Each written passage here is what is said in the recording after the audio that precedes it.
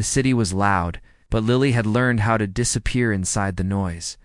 She sat on the cold pavement near a busy intersection, her back against a concrete pillar, knees pulled close to her chest. Cars rushed past. People walked by with purpose. No one slowed down. No one looked at her long enough to really see her. Lily was homeless. Not the kind people noticed in documentaries or charity ads. The kind they stepped around. The kind they forgot the moment they passed.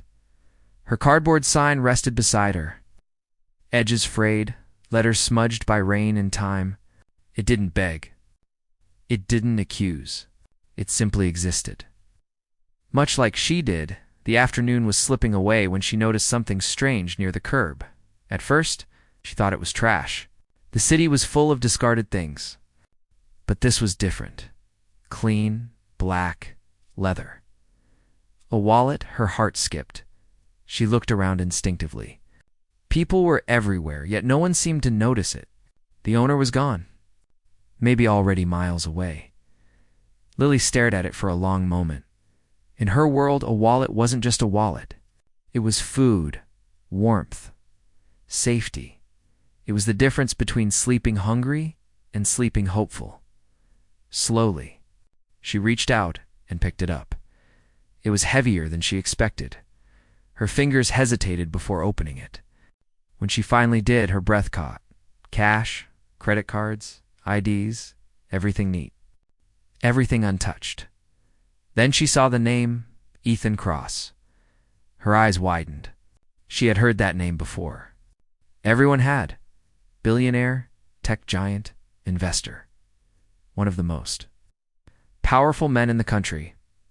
Lily felt a strange mix of disbelief and fear. Of all the wallets in all the streets in all the city, this one had landed in front of her. She closed it quickly, as if it might burn her.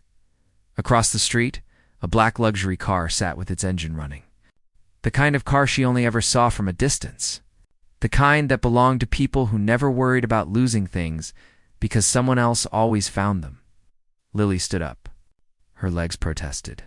She hadn't stood that fast in days. She looked down at her clothes, her shoes. Her hands, no one like him, talked to people like her still. She crossed the street. The driver noticed her immediately, eyes narrowing. Lily raised the wallet. "I think this belongs to your boss," she said, her voice steady despite the pounding in her chest. Moments later, the car door opened. Ethan Cross stepped out. He looked exactly like he did on television, confident, composed, impatient. "A man used to being in control. You found my wallet?" he asked. Lily nodded and handed it to him. He opened it quickly, checking everything inside. Then he looked at her again, this time more carefully. "You could have kept this," he said. "I know," Lily replied. He studied her for a second, then smiled faintly. "I believe in rewarding honesty," he said. "Come with me. I'll give you something for returning it." Lily followed him into a nearby cafe, the warmth hitting her all at once. It felt unreal. After they sat down, Ethan placed an envelope on the table between them. "There's a generous reward inside," he said calmly. "More money than most people make in months." Lily stared at the envelope. This was it. The moment that could change everything. She reached for it, then stopped. Ethan watched her closely. "What's wrong?" he asked. Lily lifted her eyes to meet his, and that's when the moment shifted, because instead of taking the reward, she was about to ask for something no one expected. Asterisk, asterisk, Ethan waited. The cafe around them buzzed with quiet conversations. The hiss of the espresso machine, the clink of cups. But at their table, time felt suspended. Lily's hand hovered just inches above the envelope. Slowly, she pulled it back. "I don't want the money," she said. Ethan blinked. Once. Then again. "I'm sorry." "I don't want the reward," Lily repeated, her voice calm but firm. "Not like this." He leaned back in his chair, studying her as if she were a problem he hadn't anticipated. "That envelope could change your life." I know," she said. "Then why refuse it?" Lily hesitated. Not because she didn't know what to say, but because she knew exactly what saying it would cost her. I want a job, she said quietly. The words hung between them. Ethan let out a short breath, almost a laugh. You don't even know what I do. I know enough, Lily replied. You run companies. You make decisions that affect thousands of people. I'm not asking for a favor. I'm asking for a chance. Ethan studied her face. No desperation. No performance. Just resolve. You don't have a resume, he said. I have time. Lily answered. You don't have experience. I have discipline. You don't have a home. Then give me a reason to earn one. For the first time that day, Ethan Cross was speechless. He glanced at his watch, then at the envelope, then back at Lily. Finally, he reached into his pocket and pulled out a business card. Be here tomorrow, he said, sliding it across the table. 8 A.M. Sharp. Lily picked up the card like it was fragile. That's it? She asked. That's all you're getting, Ethan said. The rest is up to you. That night, Lily barely slept. She spent hours in a public restroom washing her hair, scrubbing her hands, trying to make herself look like someone who belonged indoors. A volunteer at a shelter helped her find clean clothes. They didn't fit perfectly, but they were clean. The next morning, Lily stood in front of a glass building, so tall it seemed to cut into the sky. Her reflection stared back at her, uncertain, the present. She almost turned away, almost inside. Security looked at her badge and frowned. Temporary. Her first job was simple. Cleaning conference rooms, restocking supplies, fetching coffee. No one asked her name. Some people avoided her. Some were polite in the distant way people are when they don't want to get involved. Lily didn't mind. She listened. She watched. She learned. She noticed how meetings dragged on without conclusions, how emails went unread, how people complained in private but stayed silent in public. Weeks passed. One evening, long after most employees had left, Ethan walked past a conference room and noticed the lights were still on. Lily was inside, organizing files that hadn't been touched in years. You're still here, he said. She looked up. I didn't finish. Why? Because unfinished things pile up, she said. And eventually, they bury you. Nodded slowly. He began assigning her small tasks, research, scheduling, note-taking. She never missed a detail then. Came the crisis. A major product launch was failing. Executives argued. Meetings turned hostile. No one wanted responsibility. During one meeting, Lily sat silently in the corner, taking notes. When Ethan asked if anyone had ideas, the room stayed quiet. Lily raised her hand. The room froze. I might be wrong, she said carefully, but the problem isn't the product. It's who you're building it for. A few people laughed. Ethan didn't. Explain, he said. She did. Calmly, clearly, by the end of the week. Her idea had saved the project millions. Promotions followed. Headlines followed. But Lily didn't forget where she came from. One night, she returned to the subway entrance where she once sat in the rain. She brought food, blankets. She listened. Ethan joined her. I used to think money fixed everything, he said. Lily smiled softly. It just removes excuses. Years later, Lily stood on a stage, confident, composed, no longer invisible. She held up a black leather wallet. This didn't change my life because of what was inside it, she said. It changed my life because I chose integrity over fear. Ethan stood and applauded. And somewhere in the city, another lost wallet waited to be found. Asterisk, asterisk, the applause faded. But the weight of that moment stayed with Lily long after she stepped off the stage. Cameras followed her, journalists shouted questions. Executives congratulated her, smiles that didn't always reach their eyes. She handled it all calmly. What no one saw was how tightly her hands shook when she was finally alone. Fame had arrived quietly. Then all at once, overnight, Lily became a story people wanted to own. Some called her inspiring. Others called her lucky. A few called her a publicity stunt. She didn't correct them. Inside the company, things began to change. Not everyone was happy about her rise. Senior executives who had spent decades climbing ladders didn't appreciate being outpaced by a former homeless girl. Meetings grew tense. Conversations stopped when she entered rooms. Ethan noticed. "You're making people uncomfortable?" he told her one evening. Lily nodded. "I know. That worries you?" "No," she said honestly. "Being invisible worries me more." The real trouble began with Marcus Hale. Marcus had been with the company from the beginning. He was sharp, charismatic, and dangerously proud. To him, Lily wasn't a success story. She was an insult. He smiled in public and undermined her in private. Reports went missing. Numbers were questioned. Mistakes she didn't make were quietly attributed to her. Lily felt it. But she didn't react. She'd learned something on the streets. Survival wasn't about fighting every threat. It was about choosing the right battles. Then the scandal broke. A leaked document accused the company of knowingly exploiting user data. Stock prices fell overnight. Social media erupted. Investors panicked. Ethan was furious. This came from inside, slamming his hand on the table. Eyes shifted. Marcus spoke calmly. The document originated from Lily's department. The room went silent. All eyes turned to her. Lily felt the old fear rise, the kind she thought she'd left behind.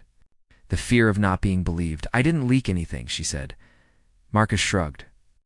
"Intentional or not, the responsibility is yours." Ethan didn't speak. Not yet. That hurt more than the accusation. That night, Lily sat alone in her apartment, staring at the city lights. For the first time in years, she wondered if she had climbed too high. Too fast. Then her phone buzzed. A message from an unknown number.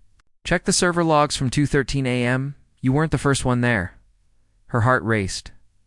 She worked through the night, tracing access points, timestamps, hidden permissions. The truth unfolded quietly, line by line. Marcus. By morning, she had proof. The emergency board meeting was brutal. Lily laid everything out, not emotionally, not defensively, just facts. Marcus laughed at first. Then the laughter stopped. He was escorted out of the building he helped build. The room exhaled.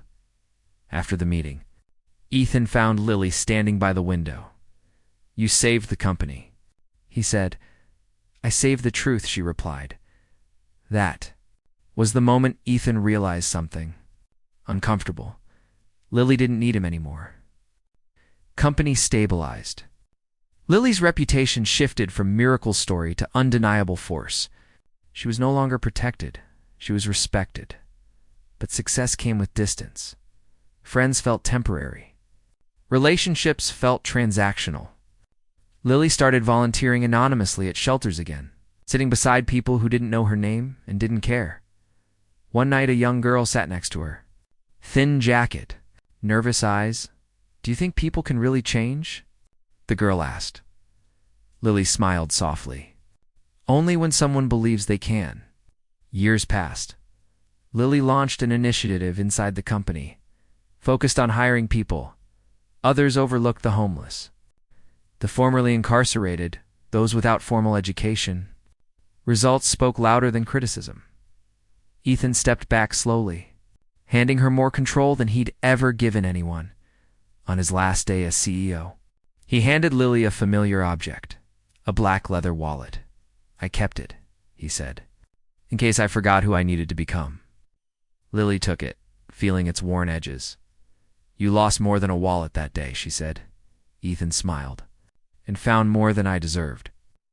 As Lily stood alone in her office that evening, city glowing below, she realized the story had come full circle. But it wasn't over. Because somewhere out there, another test was waiting. Another choice. Another moment that would ask the same question life had asked her years ago: who will you be when no one is watching? And this time, Lily was ready. The city looked different from Lily's office at night.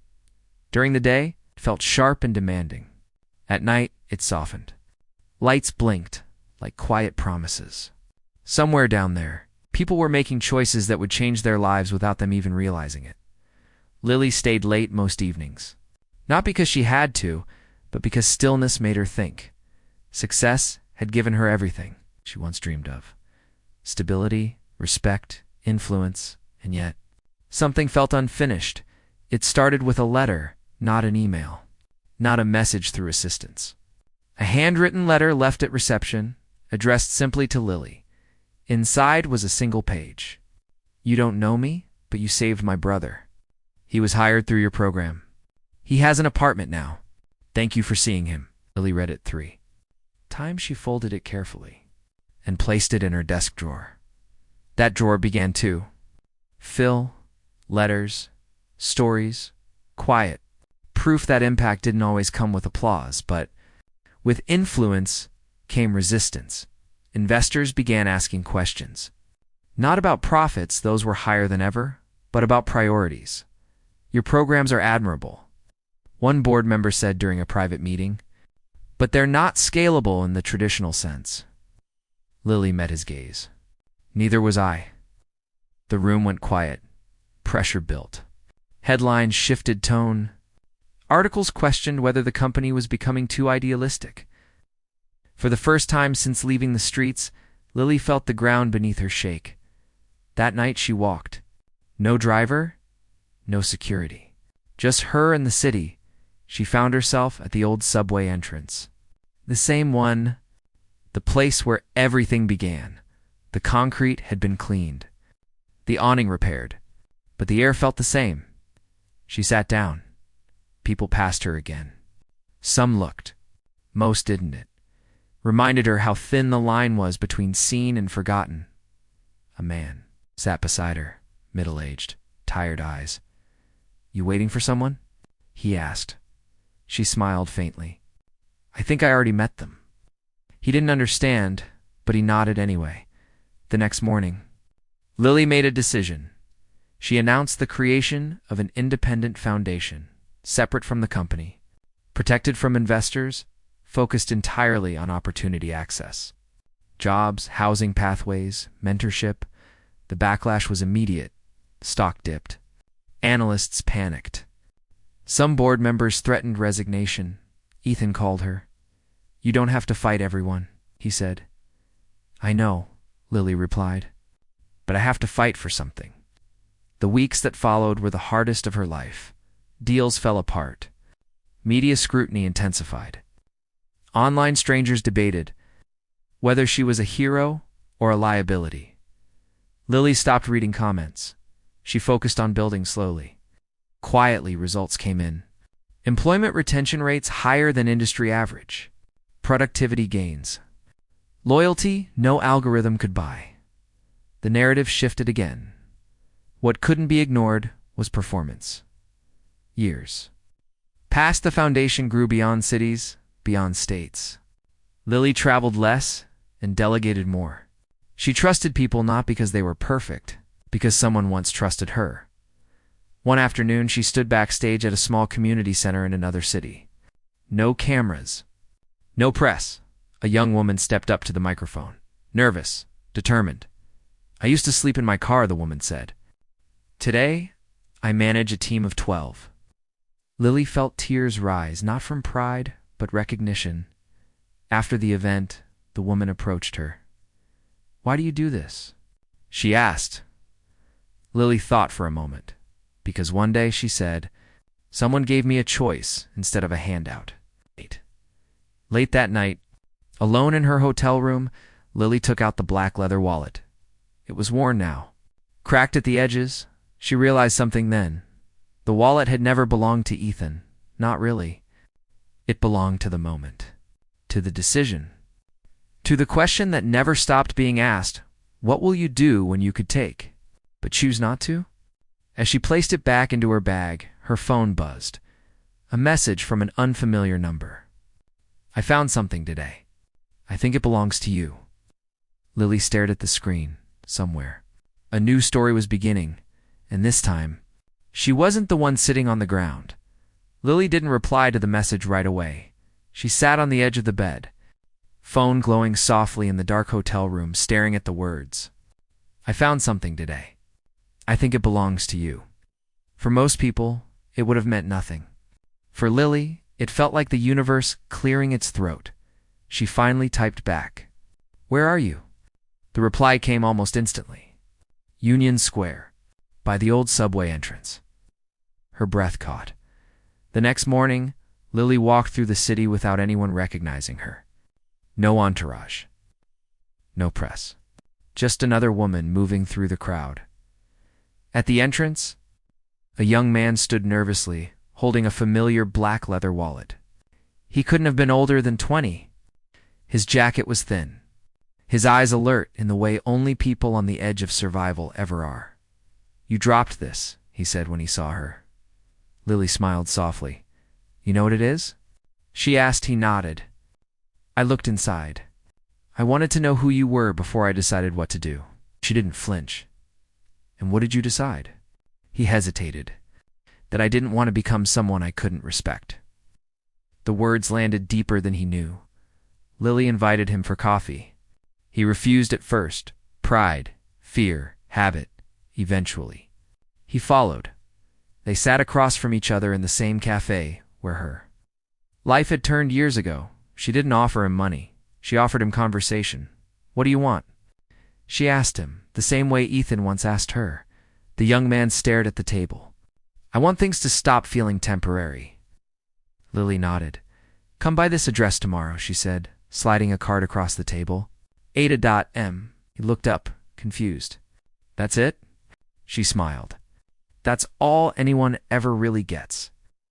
Months later, Lily watched from the back of a room as the young man presented an idea to a small team. Nervous, focused, real. She didn't interrupt. She didn't need to. That night, Lily walked alone again. Not because she felt lost, but because she finally felt at home in the world. She understood something now. Her story was never about escaping homelessness. It was about breaking a pattern where power stayed locked in the same hands. A pattern where kindness was transactional. A pattern where worth had to be proven before it was acknowledged. Years later, Lily declined an award from a national organization. She sent a letter instead. "Measure success by how many people no longer need to thank you." The foundation outlived trends, outlived headlines, outlived even her involvement. Lily stepped back quietly. On her last day at the office, she left the black leather wallet in a drawer with a note.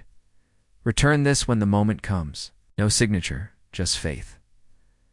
On a rainy afternoon, somewhere in the city, a girl sat near a subway entrance. Watching people rush by, she noticed something on the ground, a wallet. She picked it up, heart racing, and the question appeared again, as it always would. Take, or become. The rain kept falling. The city kept moving, and another story began.